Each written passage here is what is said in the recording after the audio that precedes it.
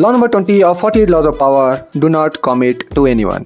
किसी को भी कमिट मत करना। ये लॉ एक्चुअली बात ये नहीं कर रहा है कि तुम रिलेशनशिप पे किसी को कमिट मत करना, या फ्रेंडशिप पे किसी को कमिट मत करना, या फैमिली बेसिस पर किसी से कुछ कमिट मत करना। बात हो रही है पार्टियों में कमिट मत करना, और पॉलिटिकल पार्टी नहीं, नॉर्मल जैसे इंडिया, पाकिस्तान, पूरी दुनिया का 90% देश तुम नोटिस करना, एक तो रशिया के पक्ष में होगे या अमेरिका के पक्ष में। जो सपोर्ट कर रहा है रशिया को वो फुल रशिया को सपोर्ट करेगा, और जो सपोर्ट कर रहा है अमेरिका को वो फुल अमेरिका को सपोर्ट करेगा। लेकिन इसमें कमी कहाँ रह गई?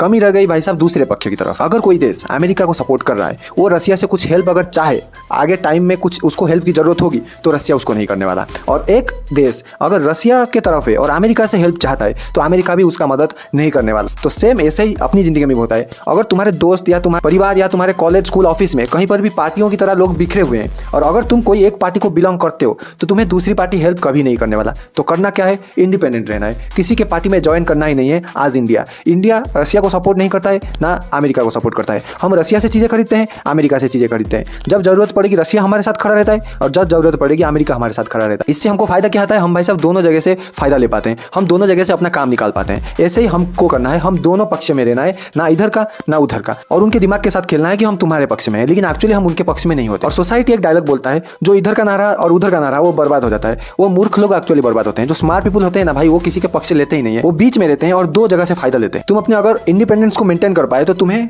कोई भी टाइम पर किसी से भी हेल्प की जरूरत पड़ी तो वो तुम्हारे साथ खड़े रहेंगे। सिर्फ एक काम करना है, उसी वक्त उनकी ब्रेन से खेलना है, और उनकी ब्रेन से खेलने के बाद उनको यूज करना है। बस काम हो गया, वो तुम्हारा काम आराम से कर देंगे भाई। And after that you becomes the master of others. वो लड़ते रहेंगे, लेकिन तुम दोनों को यूज करके अपना काम करते रहोगे। और पर्सनल लाइफ में भी होता है, अगर तुम किसी से कमिट करते हो और दूसरे इंसान भी तुम्हारा दोस्त है, और वहां पर भी तुम्हारा दोस्ती है, और तुम वहां पर कमिट नहीं करते हो, और दोनों को पता चल जाता है कि भाई साहब ये मेरा कमिटमेंट से बंधा हुआ है, और दूसरे वाला उसको मदद नहीं करने वाला, तो पहले वाला जिससे तुम कमिट हो वो तुमको भी थोड़ा बहुत परेशान कर सकता है। उसे डेफिनेटली पता है कि सामने वाला इंसान तुम्हें मदद नहीं करने वाला, तो तुम्हारा फायदा वो ले सकता है। जैसे कि अमेरिका करता है, दूसरे देश जो कि अमेरिका की तरफ है, उसे पता है भाई रशिया उसको मदद नहीं करने वाला, तो अमेरिका क्या करता है? डबल दाम पर उसे अस्त्र शस्त्र बेचता है, डबल दाम पर कोई भी चीज एक्सपोर्ट करता है, और उनका फायदा लेने की कोशिश करता है। लेकिन सेम तरफ अगर इंडिया की बात करें, अगर तुम ज्यादा प्राइस किसी चीज का बोलोगे तो हम रशिया से खरीद लेंगे, और रशिया अगर ज्यादा प्राइस किसी चीज से बोलोगे तो हम अमेरिका से खरीद लेंगे। जैसे कि S-400 मामले में केस हुआ। अमेरिका का जो एयर डिफेंस सिस्टम था वो बहुत महंगा था, तो इसीलिए हमने रशिया का S-400 खरीदा। तो बस बेसिक साइकोलॉजी ये है कि कोई भी पक्ष को कमिट मत करना,